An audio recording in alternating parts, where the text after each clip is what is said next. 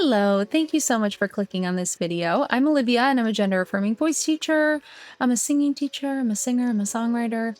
And in this video, I wanted to share a little bit about my own journey with vocal health. I wanted to make this video because I think there's a lot of shame and kind of stigma around having vocal health problems. I know that I personally have felt a lot of shame around this. And I think it comes back to this idea of just like, you're either a good singer and you can do it no problem, or you're a bad singer and you're terrible. Like this very like binary, like you're good or bad, black or white. So just like a pianist, if they're playing too much, overplaying, maybe they'll get, tendinitis. Or somebody who works at their desk all day, maybe they get tendinitis from typing all the time. If you're a runner and you're running all the time, you could get injured just simply by doing the thing that you're doing a lot. But I feel like there's like kind of a special shame for singers. So yeah, I just wanted to make this video to kind of share my adventures with vocal problems and share that, if you're having some vocal health issues, that you're not alone, and also that there's hope. I feel like that was another thing that I felt a lot through this process was like, okay, well, I'm not good at this thing, and B, there's no hope for me. I'm never coming back from this. So I just want to share that there's definitely hope. You can definitely improve the health of your voice. So in this video, I'm just going to kind of outline all the different problems that I've had with my voice and all the different things that I've had to do, lifestyle changes, different exercises, things to change, and improve the health of my voice. So let's get started.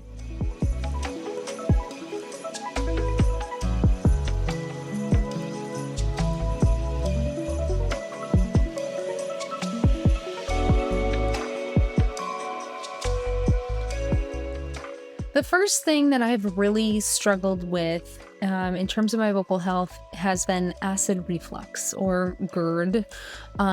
So this is basically a condition where stomach acid kind of comes back up your esophagus.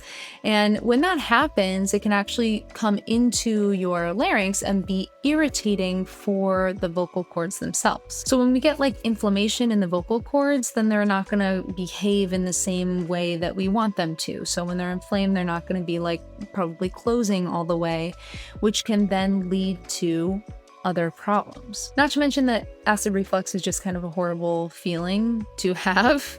But I always experienced, heartburn, kind of burning feeling.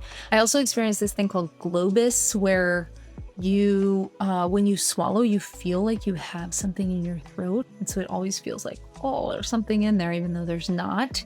It's a horrible feeling. So I think I've experienced acid reflux symptoms probably for a really long time in my life. And I didn't realize that it was kind of not normal to have those feelings. So I couldn't even tell you when those symptoms started for me, but I was finally diagnosed when I went to an ENT because I was having problems with my voice. So I've always been a soprano, and I was singing in a choir and realized like I was just not, it wasn't happening for me to hit the super high stuff that I had always easily hit. It was like my voice was breathier. It took a lot more effort. I felt a lot of tension. And so when I went to the ENT, they said that I had evidence of acid reflux problems, and also that I was dealing with something called MTD. So I'll talk about the MTD a little bit later. But basically they put me on a proton pump inhibitor, PPI, which is like, you can just buy it over the counter, and basically it like kind of like gets rid of the acid in your stomach or something. So I was on those actually for years, and I didn't address my diet at all, anything like that. I just was popping those pills. Now with acid reflux, you can adjust your diet to change your symptoms. Things that are very acidic can be problematic. So for me, coffee was really bad for me. Spicy foods, garlic, onions, chocolate is another one, mint. And caffeine is a big one too, as well as alcohol. So it's like basically like anything you'd ever want to actually have, you can't have. So I chose at that moment to not like deal with it dietarily, but I was taking this medication. And finally, somebody told me that it's not great to take those PPIs long term. It was another singer that I met who told me that wasn't a good idea. And I'm not sure exactly of the science, but at that time I got off the PPIs and was kind of using on-the-spot treatments like Pepsid AC and stuff like that, just like in the moment of heartburn, or like Tums, like when I felt heartburn. So since then I've had kind of another round of issues with my voice. So the first one was maybe like I was like 25, and the second one was maybe when I was like 32 or something. So more recently, within the past like 5 years, I have eliminated coffee, and like I was trying to drink some decaf sometimes, but then it would bother my stomach. The point is that I've basically cut out coffee and cut out garlic and, you know, tons of red pasta sauce and stuff like that as much as I can. I'm never perfect, but basically I'm just trying to figure out what my symptoms are, and take medication as needed. But I think that for me, it's been really kind of a journey of like realizing these things are really affecting my voice and I need to take it really seriously. And it's hard because I wanted it to just go away, and I wanted to just be able to eat and drink absolutely anything that I wanted and never have any consequences, but I have this issue. So it's either being on these long-term medications or altering my diet. So at this time, that is kind of what I'm choosing to do, is not be on the medication as much and really work on the diet. It's devastating that it does help, because then you're like, oh yeah, I really can't eat a whole bowl of tomato sauce, or I really can't drink 9 cups of coffee, even though you want to.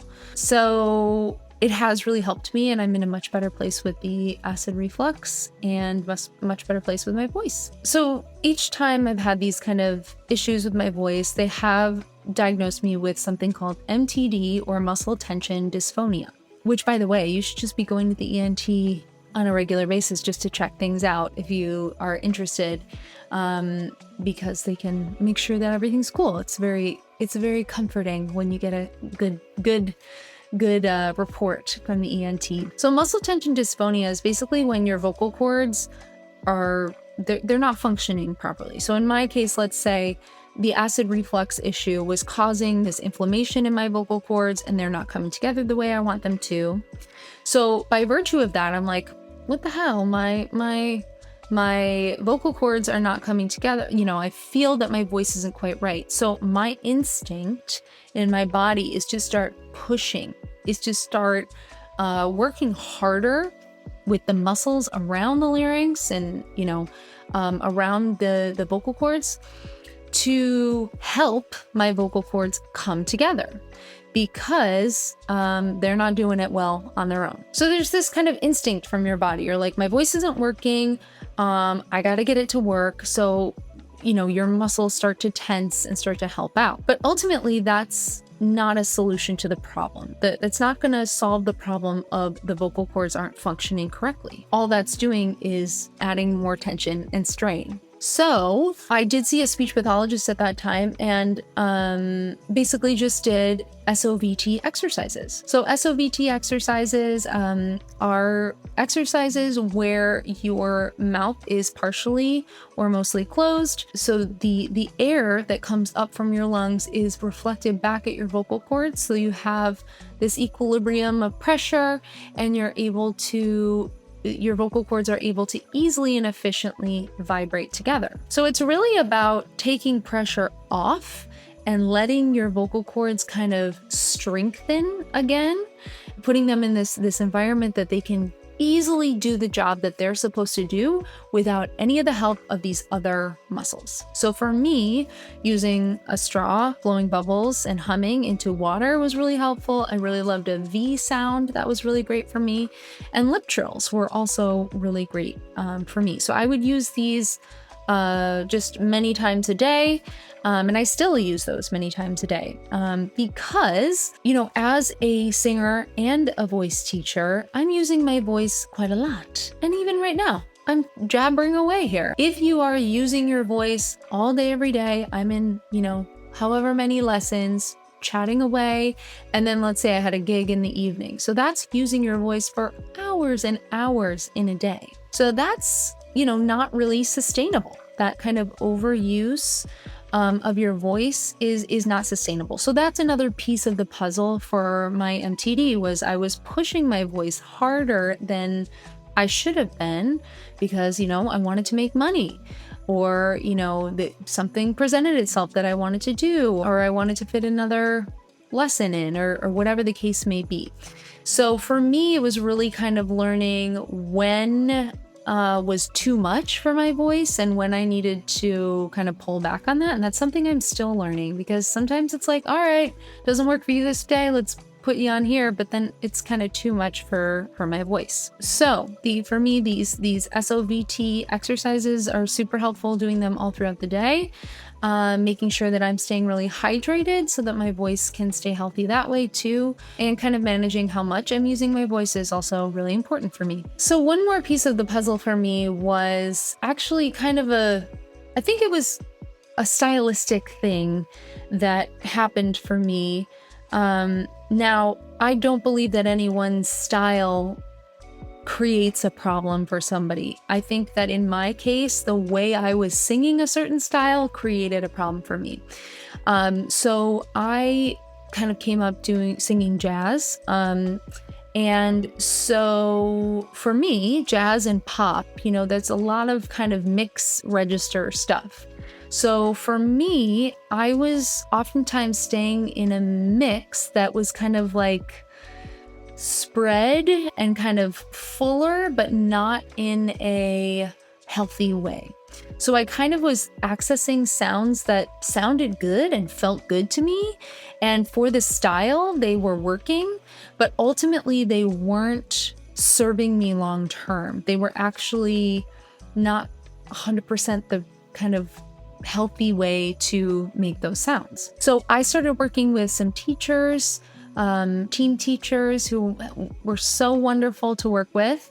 And they helped me so much kind of really, work on my entire voice and making sure that I was really accessing my top registers, my low register, and making sure I was accessing all of that in a really healthy way. I think another piece for me was also that I always was using a microphone. So whenever I sang, pop or jazz gigs, you are using a microphone, and that can be in many ways a crutch. It's not always, of course, everyone who uses a microphone isn't using it as a crutch. But for me, I was leaning on that because I wasn't able to get as much sound as I really could have if I had been using my voice in a healthier way. So vocal warm-ups, accessing my entire range, warming up my whole voice, doing stretching exercises have been really helpful to me, making sure I'm staying loose in these muscles. Tongue relaxation exercises have been great for me, making sure I'm kind of keeping my resonance forward or kind of accessing headier resonances without kind of tensing up. All of these things, technique-wise, have been really important for me throughout this process. So for me, it's been a few things that I really need to address. This acid reflux, this MTD issue, which, came from overuse, probably also from the acid reflux issue.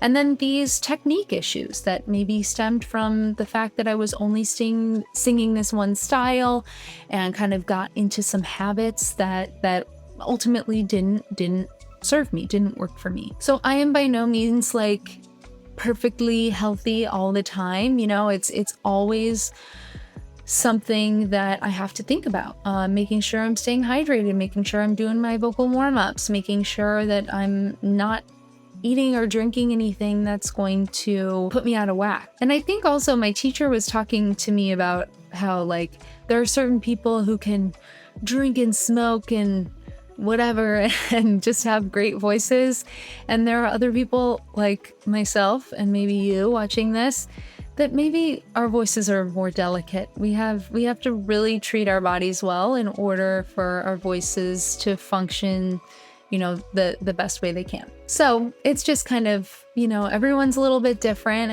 and I hope that this was helpful. And I hope if you're having any kind of vocal health concerns, that you're not ashamed to go to the ENT, the ear, nose, and throat specialist, to check out your voice. There is hope on the other end, I promise you. So thank you so much for watching. Hope this was helpful. Let me know if you've had some vocal health issues, or if you're having some, or if you're kind of getting over some. Let me know about that. I want to hear from you in the comments. Thanks again for watching, and I will see you in the next video.